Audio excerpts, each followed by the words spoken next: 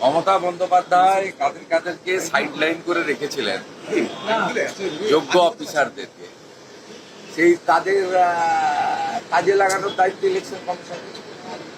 মমতার খুব কাছের পুলিশ অফিসারদের সরানো হলে এবার কি চাপে পড়বেন তৃণমূল সুপ্রিমো? সে আমি কি পড়বেন আমি জানি না, কি পড়বেন কেন পড়বেন না আমার জানা দরকার। উনার মনের কথা আমি, উনার ব্যথা বেদনা যন্ত্রণা মান অভিমান স্বাভিমান আমি বলুন। আমি যেটা বলছি যে উনার যে সমস্ত পায়দার লোকদের স্থাবক বসিয়েছেন এদের দিয়ে নির্বাচন করা যায় না। 60 লক্ষ এখনো পর্যন্ত বিচারাধীন, যে প্রশ্নটা বারবার উঠছে যে এখনো সেই প্রক্রিয়া চলছে। গতকালও নির্বাচন কমিশনার খুব স্পষ্ট করেননি যে এই বিষয়টা কি হবে। এক্ষেত্রে আপনাদের বক্তব্য কি? আপনার বক্তব্য? না, আমাদের বক্তব্য আলাদা করে কিছু নেই। আমরা চাইছি বৈধ ভোটার ভোট দিন, সে যে দলেরই হোক, যে সমাজেরই হোক, যে ধর্মেরই হোক। যারা ভারতীয় তারা ভারতবর্ষের একটি গুরুত্বপূর্ণ প্রদেশ পশ্চিমবঙ্গ, তার যে গণতন্ত্রের মহোৎসব অনুষ্ঠিত হবে 23 এপ্রিল এবং 29 এপ্রিল, তাতে তারা অংশগ্রহণ করুক, এটা চাই। বাকিটা সম্পূর্ণভাবে নিয়ন্ত্রণ সুপ্রিম কোর্ট করছে। তারা বলেছে সাপ্লিমেন্টারি লিস্টের নাম এসে যাবে, যারা জুডিশিয়াল অফিসার এবং আধিকারিকদের দ্বারা ছাড়াই বাছাইতে তথ্য প্রমাণ এবং ডকুমেন্টের উপরে যাদের প্রমাণ হবে যায় তাদের ভোট থাকা উচিত, তারাই। ভোট পরবর্তী হিংসা নিয়ে একাধিকবার 2021 এবং 2024-এ যেরকম আপনারা তুলেছিলেন, মানে পুলিশের বিরুদ্ধে যে ভোট পরবর্তী হিংসা যেভাবে মদত দিয়েছিল, সেই ক্ষেত্রে নির্বাচন কমিশন এইবারে কারা কারা ছিল সেই সকল পুলিশের কর্তা ব্যক্তিত্বদের নাম চেয়ে পাঠালো। ওদেরকে সরালে শুধু হবে না, ওদেরকে অন্য রাজ্যে পাঠাতে হবে।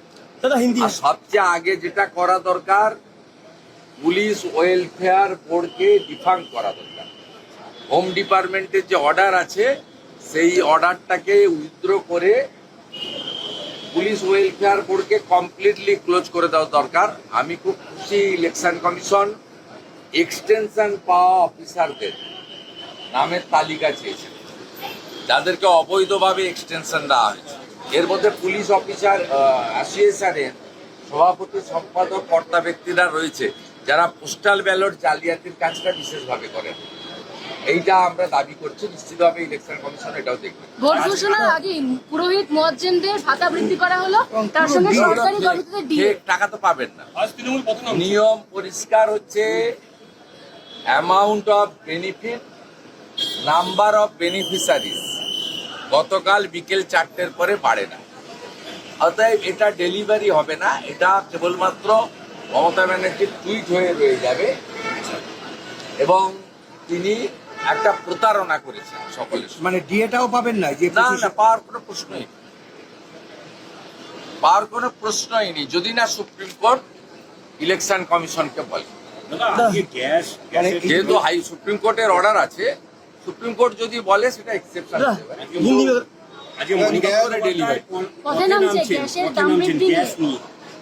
আমি অনেক আগে বলেছি, মমতা ব্যানার্জি এবং তার যে টিমকে হরমুজ প্রণালী পাহারা দেওয়ার জন্য পাঠানো উচিত। মমতা ব্যানার্জিকে পাঠানো উচিত হরমুজ প্রণালী পাহারা দেওয়ার জন্য, যাতে ইরান সেখানে কোনো ভারতীয় তৈল বা গ্যাসবাহী আমাদের যে শিপ জাহাজ তাকে না ড্রামাবাজি। মমতা ব্যানার্জির পেট্রোল ডিজেলের দাম অন্য রাজ্যের থেকে 10 টাকা এখানে বেশি। বিজেপিকে যেদিন আনবেন সেদিন বিহার, ইউপি, দিল্লিতে যে দামে পেট্রোল ডিজেল পান সেই দামে এখানে পাবেন। আমাদের ভিডিও ভালো লাগলে লাইক এবং শেয়ার করুন। কমেন্ট সেকশনে গিয়ে জানান আপনাদের মতামত।